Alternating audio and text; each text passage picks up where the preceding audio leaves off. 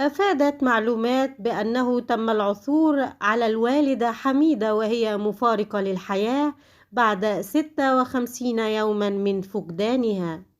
وفي التفاصيل أكد الصحفي يوسف الرواحي عبر حسابه في موقع تويتر بأن المعطيات الأخيرة والجديدة تم مطابقة الجثة عن طريق DNA وعن طريق الحلق والملابس والنعال، وربما تكون وفاة طبيعية، وبقى الطب الشرعي لتحديد سبب الوفاة.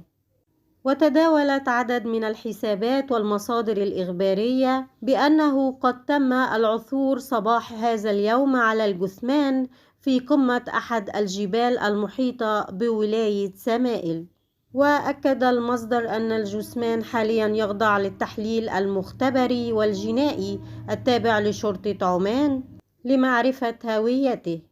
وخلال فترة فقدانها قامت الجهات المختصة بحملات بحث عنها، كما ضمت هذه الحملات فرقا تطوعية من عدة ولايات تجمعت في بلدة سيماء العلاية، قامت بتمشيط البلدة بشكل كامل مع الأودية والجبال والآبار. من جانبها سخرت شرطة عمان عددا من منتسبيها وطيرانها للبحث عن المفقودة، كما قامت هيئة الدفاع المدني والإسعاف بحملة موسعة شملت الأفلاج والآبار.